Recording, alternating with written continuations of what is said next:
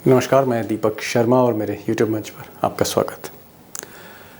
दोस्तों, आपातकाल में, इमरजेंसी के दौर में जिस तरह इंदिरा गांधी ने लाइन लगाकर विपक्षी नेताओं को जेल भेजा, आज उसी तर्ज पर मोदी सरकार विपक्षी नेताओं को एक एक करके लाइन लगाकर जेल भेज रही है। कई जेल जा चुके हैं, कई जेल में हैं, कईयों का नंबर है। और जो लेटेस्ट है आज की तारीख में वो ये साहब है, तेजस्वी यादव, लालू के बेटे और बिहार के उप मुख्यमंत्री तेजस्वी यादव। अब गुजरात लॉबी के इशारे पर ईडी ने कल एक जबरदस्त ऑपरेशन बिहार में किया और लालू परिवार के बेहद करीबी बिजनेसमैन अमित कतियाल को अरेस्ट कर लिया। अब ये जो अमित हैं, इनके बयान पर, इनकी गवाही पर ईडी तेजस्वी को पकड़ना चाहती है, फंदा कसना चाहती है। और लोग ये भी बता रहे हैं ईडी में कि फाइल पर लिखा पढ़ी शुरू हो चुकी है, यानी तेजस्वी की गिरफ्तारी की, जेल भेजने की उल्टी गिनती शुरू हो चुकी, काउंटडाउन शुरू हो चुका है। किसी भी वक्त पटना पे धावा बोला जा सकता है और तेजस्वी को गिरफ्तार किया जा सकता है। उधर नीतीश कुमार, चाचा नीतीश कुमार और उनके करीबियों का कहना है कि अमित शाह ने पहली बार गलत नंबर डायल किया है और अगर भतीजे को, तेजस्वी को अगर गिरफ्तार किया और जेल भेजा तो अमित शाह और मोदी को बिहार में इस बार 2 सीट भी नहीं मिलेगी, 2 सीट भी नहीं मिलेगी। परिवार पर बढ़ते शिकंजे की लालू परिवार और उनके करीबियों की मुश्किलें बढ़ सकती। कर दे दीजिए ना भाई, सीबीआई, ईडी, इनकम टैक्स, आओ भैया, मोस्ट वेलकम। हम तो न्योता देते हैं सीबीआई, इनकम टैक्स के लोगों को, ईडी के लोगों को, आओ मेरे घर में दफ्तर खोल लो। Breaking input is pertinent to the Land for Job investigation, where the ED has detained Amit Katyal, former director of AK Infosystem and close aide of Tejasvi Yadav. अब दोस्तों, इससे पहले मैं आपको ये बताऊं कि तेजस्वी यादव के खिलाफ क्या सबूत इकट्ठा किए हैं अब तक ईडी ने, और ईडी की फाइल पर तेजस्वी को लेकर क्या लिखा पढ़ी चल रही है। मैं ये बताना चाहता हूं पहले कि आखिर ये जो गुजरात लॉबी है, ये जो मोदी और शाह हैं, ये तेजस्वी को टारगेट क्यों कर रहे हैं? आखिर क्यों मोदी और शाह बिहार सरकार के खिलाफ पीछे पड़ गए? पॉइंट नंबर 1, और पॉइंट नंबर 1 ये है कि पाटलिपुत्र में आज के समय जो सरकार है, पटना में, यानी नीतीश कुमार और लालू की जो सरकार है, या यूं कहें समाजवादियों की जो सरकार है, आरजेडी और जेडीयू की जो सरकार है, वो काफ़ी मजबूत है। और जहां तक चुनावी राजनीति की बात है, इन टर्म्स ऑफ सीट्स मजबूत है, बीजेपी से कहीं ज़्यादा मजबूत है। और चूंकि 40 सीट हैं लोकसभा की बिहार में, 2024 का इलेक्शन फंस रहा है, इसलिए मोदी चाहते हैं, अमित शाह चाहते हैं कि किसी भी सूरत में इस सरकार को डिस्टर्ब किया जाए। यह सरकार डिस्टर्ब होगी तो बिहार की राजनीति डिस्टर्ब होगी और तभी रास्ता निकलेगा मोदी जी के लिए। अब बिहार की राजनीति में तेजस्वी क्यों, तेजस्वी पर ही टारगेट क्यों? दरअसल टारगेट तो नीतीश कुमार था और नीतीश कुमार को लेकर सीबीआई ने, ईडी ने, इनकम टैक्स ने, खुफिया एजेंसियों ने काफ़ी कोशिश की। उनके कुछ मंत्रियों की भी घेराबंदी की, उनके जो अध्यक्ष हैं लल्लन सिंह, उनकी भी घेराबंदी हुई, कुछ फाइनेंसर्स की भी घेराबंदी हुई जो नीतीश कुमार के साथ रहते थे। मिला कुछ नहीं, और जब कुछ नहीं मिला तो फिर ईडी ने वही किया जो ईडी अब तक करती आ रही है, गड़े मुर्दे उखाड़ने शुरू किए। यानी जो पुराने मामले थे उन्हीं को ही खोलना शुरू किया, और उसी मामले में तेजस्वी यादव मिल गए। अब दोस्तों, ये जो गुजरात लॉबी है, ये यूं ही कोई कार्रवाई नहीं करती, यूं ही एक्शन नहीं लेती है, बिना मतलब के एक कदम आगे नहीं बढ़ती है गुजरात लॉबी। इसलिए जो गेम प्लान है अमित शाह का बिहार को लेके, वो यूं ही नहीं है। टारगेट जो तेजस्वी को किया जा रहा है, बहुत ही प्री प्लान्ड स्ट्रैटेजी, रणनीति है। और अमित शाह को लगता है, ऐसा लोग कहते हैं उनके जो करीबी, उनको लगता है कि जो 3 राज्य हैं, 3 बड़े राज्य, उत्तर प्रदेश के बाहर 3 बिग स्टेट्स, महाराष्ट्र 48 सीटों वाला, बिहार 40 सीटों वाला और बंगाल 42 सीटों वाला। पिछली बार 2019 में ये जो 130 सीटें हैं, उसमें से तकरीबन 98 सीट बीजेपी ले गई थी। इस बार स्थिति इन तीनों राज्यों में खराब है। आप कह सकते हैं कि महाराष्ट्र में तो एनसीपी और शिवसेना को तोड़ने के बाद कुछ हासिल नहीं हुआ। शरद पवार और उद्धव ठाकरे आज भी इंटैक्ट हैं। महाविकास अघाड़ी आज भी महाराष्ट्र में उसका वर्चस्व है। आज भी उसने बीजेपी को दबा कर रखा है महाराष्ट्र में। तो महाराष्ट्र जैसे हाथ से निकल रहा हो। बंगाल में दाल गल नहीं पाई। बंगाल को तोड़कर, विधायकों को लाकर, खरीद फरोख्त करके, अपनी वॉशिंग मशीन में उनको साफ करके, बेदाग करके, इतनी जहमत उठाने के बाद भी मोदी जी को बंगाल में कुछ हासिल नहीं हुआ। दाल नहीं गल रही। घूम फिर के बिहार बचा है। 40 सीटों वाले इस बिहार से पिछली बार नीतीश के साथ हाथ मिलाकर मोदी जी 39 सीट्स ले गए थे, 39 सीट लेकर। लेकिन इस बार जैसा कि नीतीश बार बार कह रहे हैं कि 2 सीट नहीं मिलेगी, इस बार जो स्थिति है महाराष्ट्र में, बिहार में, बंगाल में, ऐसा लगता है कि कहीं ये जो संख्या 98 थी, 130 सीट में 98 सीटें ले गई थी, इस बार हो सकता है 50 सीट भी ना मिले, ऐसा सेफोलॉजिस्ट कह रहे हैं। तो ये एक बहुत बड़ा कारण है कि महाराष्ट्र में एनसीपी शिवसेना को तोड़ने के बाद अब ऑपरेशन बिहार शुरू हुआ है। बिहार में उम्मीद है अमित शाह को कि शायद अगर आरजेडी और जेडीयू को डिस्टर्ब किया जाए तो जैसे मैंने पहले कहा, कोई रास्ता निकल सकता है मोदी जी के लिए। पाटलिपुत्र से लखनऊ होते हुए दिल्ली, एक रास्ते की तलाश में अमित शाह। अब दोस्तों चंद सेकंड चाहूँगा, अगर आप मुझे चंद सेकंड देते हैं तो मैं चाहता हूँ कि ये जो मामला है, आखिर ये मामला क्या है? तेजस्वी को जो फंसाया जा रहा है या फंदा कसा जा रहा है ऊपर, ये मामला दरअसल है क्या? मैं बहुत संक्षेप में तथ्य रखना चाहता हूँ आपके सामने। दरअसल ये मामला बहुत पुराना है, 5-10 साल पुराना नहीं, 15-20 साल पुराना मामला है। जब यूपीए 1 मनमोहन सिंह जब पहली बार प्रधानमंत्री बने 2004 में और लालू यादव रेल मंत्री बने, तब की पुरानी फाइल खोली है मोदी सरकार ने। आप कह सकते हैं 19-20 साल पुरानी फाइल। और ये जो फाइल है, इसमें जो केस रजिस्टर किया है लालू परिवार पे, केस ये है कि लालू जी ने कुछ लोगों को नौकरियां दी और नौकरी में रिश्वत के बदले उन्होंने लैंड, ज़मीन ली किसी के मार्फत। और ये जो खरीद फरोख्त ज़मीन की हुई, उसमें ये जो साहब हैं अमित कटियाल, जिनकी आज गिरफ्तारी हुई है, इन्होंने कुछ ट्रांजैक्शंस किए और इनकी अब घेराबंदी हो गई है।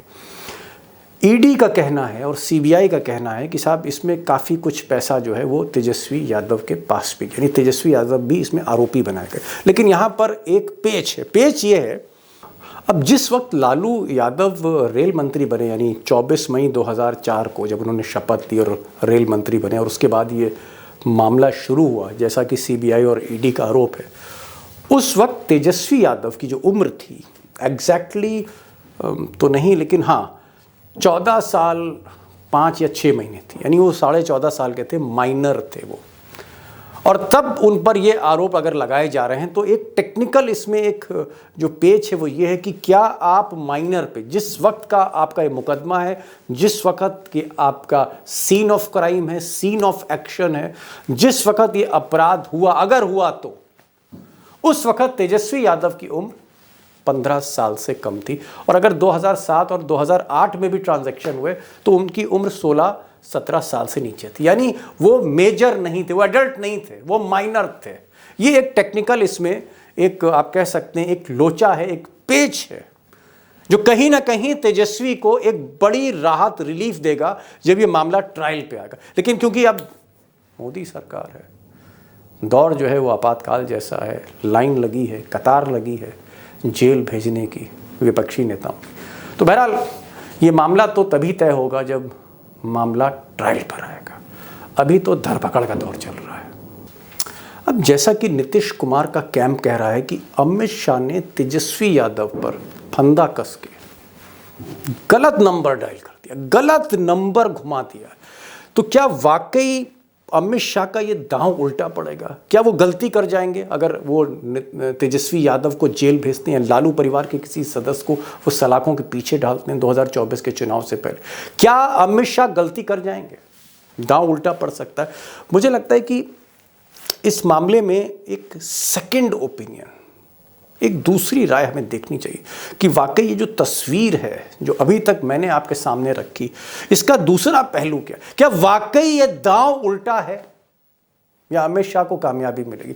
मुझे लगता है अशोक वानखेड़े टाइगर के पास हमें चलना चाहिए, क्योंकि बिहार हो, उत्तर प्रदेश हो, मध्य प्रदेश हो, हिंदुस्तान की सियासत हो, पैनी निगाह रखते हैं और बेधड़क बोलते हैं, बेखौफ बोलते हैं। तो एक बेखौफ आवाज़ को इस दौर में सुनना ज़रूरी है दोस्तों। चलते हैं सीधे टाइगर के पास। टाइगर, जो पहला सवाल ये है कि क्या अब महाराष्ट्र के बाद बिहार की बारी है? और जब बिहार की बारी आई है तो निशाने पे तेजस्वी हैं, गड़े मुर्दे उखाड़े जा रहे हैं। 15-15, 16-16 साल पुराने केस यूपीए 1 के टाइम के, 2004, 5, 6, इन केसेस को अब जाके एक्टिवेट किया जा रहा है। आपको क्या लगता है कि जो गुजरात लॉबी है, मोदी और अमित शाह का जो टारगेट है वो तेजस्वी है कि तेजस्वी को जेल भेजो और बिहार में अस्थिरता पैदा कर दो? देखिए दीपक भाई, सारा जो खेल है 2024 का, ये 3 राज्यों में फंसा हुआ है, महाराष्ट्र, बिहार और बंगाल। बंगाल में पिछली बार 18 सीटें थी, उसमें से 10 सीटों का लॉस हो गया। 20 सीटें आप बिहार में गई और 30 सीटें महाराष्ट्र में गई, तो ये 60 सीटों का जो झटका है वो आपको ऐसे लेवल पे ले जाता है जहां आपको किसी और के ऊपर डिपेंड करना होगा। एब्सोल्यूट मेजॉरिटी में सरकार नहीं आ पाती। तो ये जो मोटे मोटे तौर पे बोल रहा हूं, फिर बाकी में मध्य प्रदेश, छत्तीसगढ़, राजस्थान, यहाँ पे छोटे छोटे जो लॉसेस है, कर्नाटक का छोटा लॉस है, ये सारे लॉसेस मिलके यदि 20-25 सीट और हो जाती हैं तो ये 60 और 20 85 सीट का लफड़ा होता है। और 85 सीट के मायने हैं आप 220 पे आ गए। 180-220 के बीच में यदि बीजेपी आती है तो सबसे बड़ी पार्टी होने के बावजूद भी क्या मोदी जी प्रधानमंत्री बन पाएंगे? क्योंकि सीटें बाकी आएंगी कहां से, ये सवाल है। ऐसा नहीं होता था कि कांग्रेस पूरे देश में जीतती थी। कई बार कांग्रेस को नॉर्थ ने बहुत दुखी किया तो वो साउथ से अपना नंबर लेके आई। जब साउथ ने निगलेक्ट किया तो नॉर्थ ने भर भरा के दिया, और कुल मिला के वो सत्ता के आसपास बनी रहती थी। बीजेपी साउथ में है नहीं। एक कर्नाटक राज्य था, वहां बिल्कुल विधानसभा 60 में आ गई। मोदी जी ने बजरंगबली का नाम लेने के बाद भी जो गदा चली उसमें बीजेपी इतनी बुरी तरह से लहूलुहान हुई है कि वहां तो अभी कुछ बोलने की स्थिति में नहीं है। ऐसे में उत्तर के भारत और पूर्व उत्तर पे कितना आप डिपेंड रहेंगे? महाराष्ट्र के 48 सीटों में से मैंने कहा सिंगल डिजिट पे आप आते हैं, आपको वो गैप कहां से भरोगे? आप 30 सीट का गैप कहां से भरोगे, ये अहम सवाल है। इसलिए गैप न होने देना, इसके लिए लड़ाई है। महाराष्ट्र में सेना तोड़ी, महाराष्ट्र में सरकार तोड़ी, महाराष्ट्र में शरद पवार की पार्टी तोड़ी, फिर भी आप डबल डिजिट पे जाते हुए दिखाई नहीं देते। फिर आपके लिए बंगाल है, बंगाल में आप लगातार प्रेशर बनाए हुए हैं अभिषेक बनर्जी पे। ये कहीं तो कॉम्प्रोमाइज हो, ये तो कॉम्प्रोमाइज हो कि हमारी 18 सीटों में से 15 तो दे दे हमको, कम से कम कुछ एक फॉर्मूला तय करे कि 15 पे आप कमजोर, बाकी आप जितना लेना है ले लो, हमको कम से कम हमारी 15-18 में तो कुछ तो दे दो। ये एक अंडर प्रेशर दे के प्रयास कर रहा है। बिहार ऐसी है कि बिहार में डबल मार पड़ रही है। डबल मार इसलिए मैं कह रहा हूं कि बिहार में सीटें तो जा रही हैं, लेकिन बिहार के नेता जो कर रहे हैं उससे पूरे भारत में बैंड बज रही है। जातिगत जनगणना, आर्थिक सर्वे, बीजेपी को मजबूरी ये बोलना पड़ा कि हम जातिगत जनगणना खिलाफ नहीं है। अरे जब खिलाफ नहीं है तो आंकड़े रिलीज करो, 2011 के जो आपके पास पड़े हैं, उसमें शर्म किस बात की? आंकड़े देंगे नहीं, हम जनगणना बिल्कुल सोच समझ के करेंगे। अरे सोच समझ के करेंगे, देख के करेंगे, कैसे करोगे? जनगणना जैसी होती है वैसी करोगे ना। कोई नया तरीका क्या है जनगणना करने का आपका जातिगत? क्योंकि बीजेपी फंस गई है। उसके बाद 75% का रिजर्वेशन हो गया। अब प्रॉब्लम ये है, महाराष्ट्र में प्रेशर बढ़ा है बीजेपी पे। ये अजित पवार जो भाग भाग के आए थे, वो कोई शरद पवार का मैसेज लेके नहीं आए थे। वो ये बोलने आए थे कि बिहार में 75% रिजर्वेशन किया, महाराष्ट्र में सब लोग बोल रहे हैं कि बिहार में तो बीजेपी ने भी साथ दिया, तो महाराष्ट्र भी बीजेपी सरकार में सब लोग कहते हैं कि मराठों को रिजर्वेशन दे दो और 15%, 75% का हो जाएगा। बिहार ने किया, आप भी करिए। ये बात करने के लिए देवेंद्र फडणवीस भी आ सकते थे, लेकिन आगे पीछे मिसफायर हो गया, तो लोग कहते कि ये ब्राह्मण ने मराठों का नुकसान किया, इसलिए स्ट्रेटेजिकली अजित पवार को भेजा। मराठा आरक्षण का बवाल महाराष्ट्र में गले की हड्डी बन चुका है। वो मनोज जरांगे, जिसकी कोई कोई कोई किसी को पहचानता नहीं था कोई, उसको वो खड़ा होता है, 4-4 लाख लोग इकट्ठा कर लेता है, वो वार्निंग देता है स्टेट गवर्नमेंट को।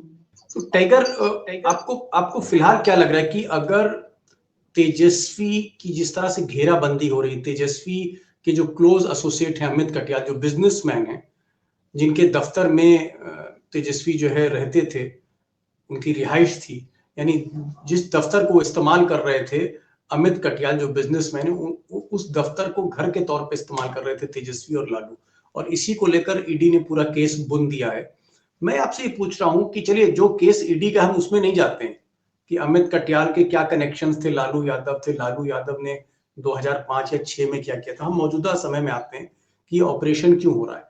अगर तेजस्वी को जेल भेज देते हैं तो आपको लगता है कि आरजेडी में एक खलबली मचेगी, और अमित शाह चाहते हैं कि खलबली मचे, कहीं ना कहीं मार शुरू हो जाए बिहार में, एक अस्थिरता हो जाए, और इस अस्थिरता के बीच में कहीं ना कहीं बीजेपी अपनी नाव निकाल ले 2024 में। क्या तेजस्वी के जेल जाने से अस्थिरता आएगी आरजेडी में, उनकी पार्टी में, या पार्टी मजबूत होगी और ज्यादा? आरजेडी यदि चला जाता है, आरजेडी का यदि नेता तेजस्वी जेल में चला जाता है, तो हीरो बन के बाहर निकलेगा, क्योंकि वर्तमान में जो भी ईडी जिसको जेल के अंदर डाल रहा है, उसके बारे में लोग एक बात समझ चुके हैं कि ये मोदी को भारी पड़ रहे, इसलिए जेल में डाल रहे। ये कोई भ्रष्टाचार की लड़ाई नहीं है। भ्रष्टाचार की लड़ाई होती तो हेमंता भी आज जेल में होते, अजित पवार जेल में होते, नारायण राणे जेल में होते, जो मोदी जी के गले में गले डाल के, हाथ डाल के घूम रहे हैं, वो सब जेल में होते। वो जेल में इसलिए नहीं है कि उन्होंने मोदी जी की जय बोला है। तेजस्वी नहीं बोल रहा है, तेजस्वी खुददार है, तो उसकी इमेज बढ़ रही है। अब जेल में नेता जाता है ईडी के द्वारा, तो उसको भ्रष्ट नहीं माना जाता, उसको ताकतवर माना जाता है, कि जिससे बीजेपी डर रही है। यदि तेजस्वी को जेल में ही डालना था तो 2014 में ही डाल देते, केस तो बहुत पुराना था। और ये टेक्निकल केस है, प्रूव नहीं हो पाता इसमें कुछ। कंपनी खरीदी कौन? अब नरेंद्र मोदी जी अडानी जी के प्लेन में घूमते थे, तो तेजस्वी उसके घर में रहता था, या उसका घर वो यूज करता था, जो भी है। सवाल ये है कि चुनाव आते आते ही आपकी ईडी क्यों एक्टिव होती है? 18-18 साल पुराने केसेस क्यों निकालते हैं? गहलोत के बेटे को 17 साल पुराने केस में समन्स भेजा, 17 साल तक सो रही थी सरकार, ये चुनाव का इंतजार कर रही थी कि गहलोत भारी पड़ गया, इसको नीचे कैसा लाना है, तो बेटे को बुलाओ। ये चुनावी हथकंडे हो गए। जितने बंगाल में टीएमसी के, बिहार में आरजेडी के, कांग्रेस के, समाजवादी पार्टी के, शिवसेना के, एनसीपी के, वर्तमान जो शरद पवार के साथ है, ये नेता जितने जेल जाएंगे उतना इनका नेतृत्व उभर के आएगा, इतनी पार्टी मजबूत होगी। ये दिख रहा है बार बार। टाइगर, यहां पर एक जो सवाल है कि चलिए मान लिया आपका ये कहना है कि तेजस्वी को जेल अगर भेजते हैं, मोदी की ईडी अगर जेल भेजती है, तो इसके जो इम्पैक्ट होगा वो उल्टा बीजेपी पर आएगा, यानी दांव उल्टा भी पड़ सकता है। लेकिन मैं एक दूसरी चीज कह रहा हूं कि मरता क्या ना करता, अगर बंगाल में 42 सीटें हैं और उसमें से 18 सीटें जो हैं पिछली बार बीजेपी ने जीती थी। बिहार में 40 सीटें हैं, उसमें से 39 सीट जो है वो एनडीए ले गई थी, यानी मोदी जी और नीतीश कुमार मिलकर ले गए थे। 39 स्वीप था और 48 में से 41 सीटें महाराष्ट्र में ले गए। सवाल इस बात का है कि मोदी के पास भी तो विकल्प नहीं है। मोदी जी को भी तो लग रहा है कि अगर हमने बिहार में परफॉर्मेंस नहीं दी, हमने बंगाल में परफॉर्मेंस नहीं दी, हमने महाराष्ट्र में परफॉर्मेंस नहीं दी, तो ये नाव पलट जाएगी इन 3 राज्यों में। आपको क्या लगता है कि क्या वाकई सुपड़ा साफ होने जा रहा है बिहार और बंगाल में? और अगर मैं महाराष्ट्र जोड़ूं तो बीजेपी की स्थिति इस बार 2024 में आपको क्या लग रही है? कितना क्रूशल है ये 3 स्टेट, बंगाल, बिहार और महाराष्ट्र? देखिए दीपक भाई, मैंने पहले ही कहा आपको, बंगाल, बिहार और महाराष्ट्र आपको कम से कम 60 से 65 सीटों का झटका देगी। मोटे तौर पे कंसिडरेबली 60 सीटों का भी गैप झटका दिया। 60 सीटें कम होती यदि ये 3 राज्यों में, तो इन राज्यों में जो 60 सीटें कम होगी उसकी भरपाई बीजेपी कहां से करेगी? ये बीजेपी के पास वो जगह नहीं है। बाकी सब जगह मैक्सिमम है। आपको 25 से 25, 26 से 26 मिली थी गुजरात में, 26 के 28 तो नहीं हो सकती। जितनी सीटें उतनी ही मिलेगी। आपको 29 में से 28 मिल गई थी, उसको 29 होगी तो 1 सीट बढ़ेगी मध्य प्रदेश में।